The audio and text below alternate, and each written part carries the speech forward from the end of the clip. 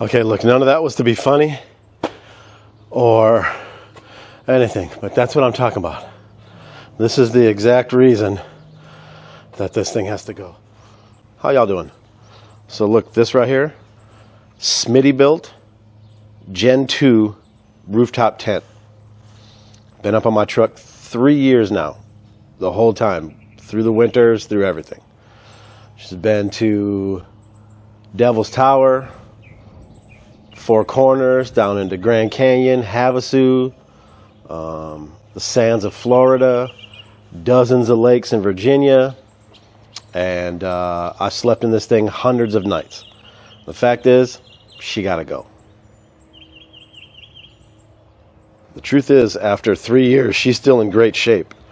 Rainfly, in great shape, no mildew. Actually, the only staining I have on this tent as far as mildew goes is actually from a spray that I got to block mildew, left like a white substance on it, so that was kind of defeating the purpose. But as far as the tent itself, I mean, hardware, hinges and things up on the inside in perfect condition, buckles and bolts and things, no rust, no tears anywhere in anything, nothing's coming apart in the seaming.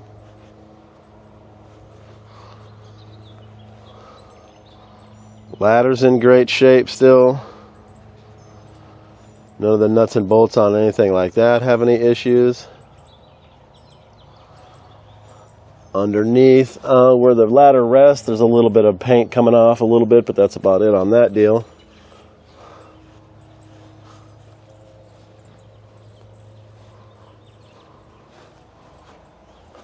Everything on this side looks good. Like I said, the material is still intact, great. No stitching coming anywhere. Little pulls that have been drag on, nothing, no problem. No tearing, nothing like that under here. Everything's in beautiful shape. The flaps, your wind flaps, Velcro still nice and sticky. Let's take a peek inside. Hey, listen, before I climb up in here, I appreciate y'all watching the videos. I need a couple of y'all to like and subscribe for me. Let's keep this ball rolling. All right, let's take a look around in here. Inside hinges, still all in great shape. I mean, like brand new, like the day I got them. The coverings on all the metal beams. Everything is still in place on that. All the stitching around, you know, the straps that hold the beams in place, they're all still perfect, like brand new. The zippers all great. The Rainfly, actually a pretty clear up top on that. Like I said, all the zippers work great. Everything's airtight. I've never had I've never had a leak on the inside or anything. Every so often you have a couple of these little like gappy stitches, but nothing's ever come inside of there. LED bar still in place. It's got these little bungees that you put across a couple of straps. Let's see if I can find it. On the inside. And even those, the tape has come just a tad, but I mean, those are under pressure a lot for hours and hours when the tent's not in use, pulling these things in the side. So that's not bad. As far as the front goes, over the years, we've had a little bit of sag. So this zipper, probably used a little bit of wax, has gotten just a little bit tight because, you know, this material's not stretching as good anymore. But realistically, the zippers still work really good. A little itchy. So yeah, inside, I mean, mattress still flawless, no snags, anything like that. So, Ted, you're saying everything's great about this tent, and you love it, but it's got to go. And that is the facts. It's listen to J-Lo when she says it's this one thing that got me tripping, because the fact that it's a bag, a rubber bag, is just something I can't deal with anymore. Let me show you.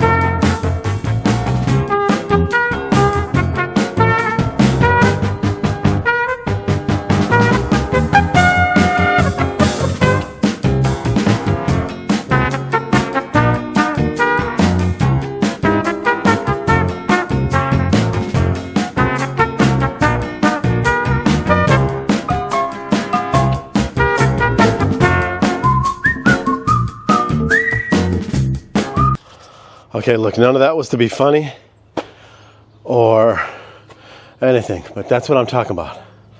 This is the exact reason that this thing has to go. Bringing that bag up there, you got to make sure everything sinks down. Even with those little strings that hold the tent in, there's stuff hanging out the sides. You got to work your way all around the edges.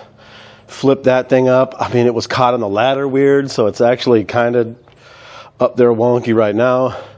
Inevitably, that back zipper that's closest to my cab is hard to reach, so you have to get a stick when I'm out in the woods or a tongs or something, and you have to feed it down halfway.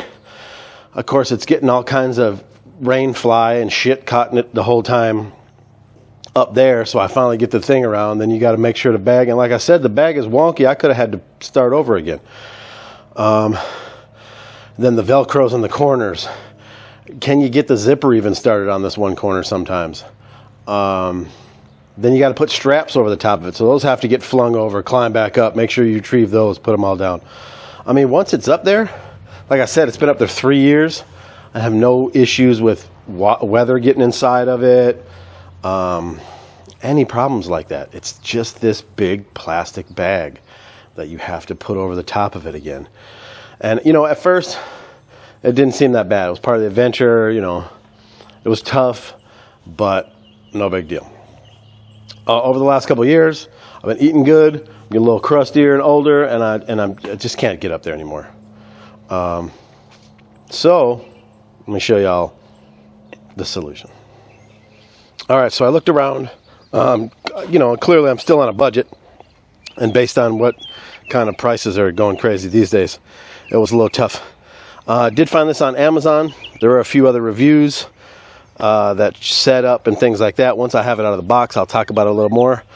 But this is a hard top, and theoretically this just flips open, a little piece flips out, flip it back in.